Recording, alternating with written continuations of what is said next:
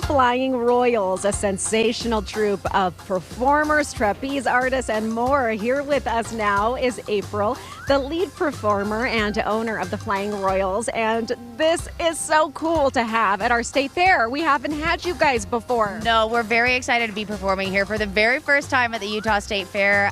We hope you guys all come to see us, and we look forward to many more years ahead of us. Oh, good. Okay, we're going to hold you to that because this is such a spectacle. And performers like this, so impressive. Talk to me about the troupe, who we're seeing, and everyone that you've gathered. They're from all over the world. This is true. Yes, our team is truly international. We've got artists from Colombia, Ukraine, Morocco, the Netherlands, and from right here in the US of A. We travel all over some of the largest fairs in the country. We travel internationally doing big shows, but this is really where we get to showcase exactly what we love to do. You'll see we use 3 bars and a catcher. We share the airspace simultaneously when we perform. And not only do we do flying trapeze, but we also have a wide variety of traditional circus favorites. We're multidisciplinary performers.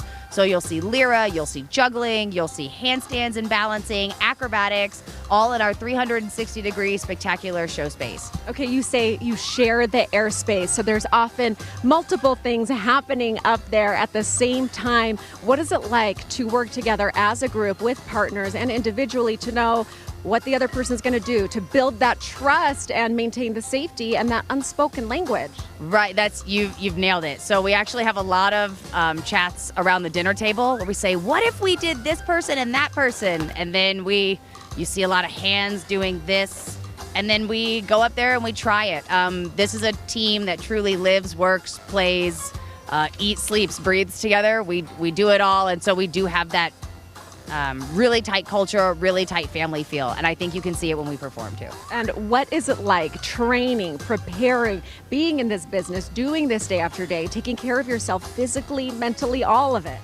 It's a lot. It can be a stretch, and it's certainly not for everybody. Kind of like any job where you think, I want to be an astronaut or I want to be a construction worker. And you go, just kidding. I do not want to do that.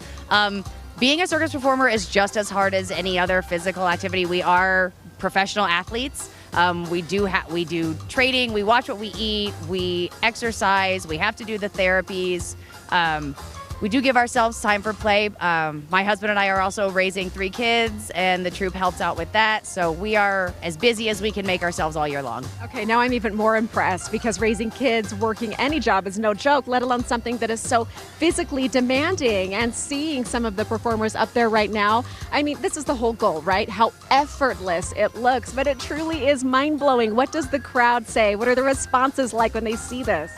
Oh, we love to hear the oohs and ahs and the wows, and you can tell, like, we love having the audience as close as we can get them into the show space. We're literally within arm's reach of our acrobats here, so you can really feel their energy and then feel what we're putting it all out there for the audience as well. When you guys are traveling around, you're setting up, you're in a new space, somewhere you've never been, what does that rehearsal process look like to just kind of feel it out and get your bearings here in Utah and at the state fair? Yeah, we do kind of have the same process everywhere we go, where we set it all up ourselves, like every stake into the ground, every bolt into the equipment. We get it up by our own manpower. Like you see here, we're doing kind of our morning stretch session, just kind of get the dust off from the morning. And we swing, we make sure the boards are level and straight, we make sure the rig feels level and straight, we do kind of some of our basic passes back and forth, throw things to the net. Justin gets up there and we just start putting our sequences together. It looks so fun, just watching them up in the air like that. Did you always know this is what you wanted to be?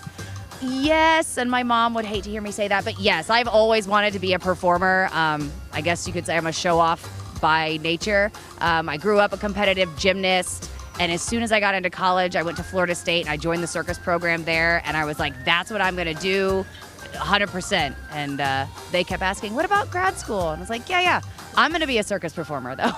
Well, and I'm sure they are so proud because this is just about the coolest thing ever. What about your own kids? Do they look at mom and dad and say, wait, I want to be in the business too? They do. They think the flying trapeze is still too scary. They all have tried to swing before. They all can do it. But actually, our oldest son announces the show with me. Our middle son has started to come out there and make his appearances, and our youngest daughter, Zoe, you'll see her every once in a while in a finale. Okay, well, coolest family that I've probably ever met, a whole family affair. So where can we see you guys right here at our state fair? When do you perform? We are performing 5 times a day, and like I said, we do a different variety of shows all day long, so you'll never see the same show twice. Our first show begins at noon, and our last show begins at 6:45, and you can find us right by the giant yellow slide. You can't miss it. We know where that is, so easy to find. This is the spot of the fair. It's got it going on. I can't wait to come and catch the show myself with my boys. So nice to meet you, April. Thank you so much for having us.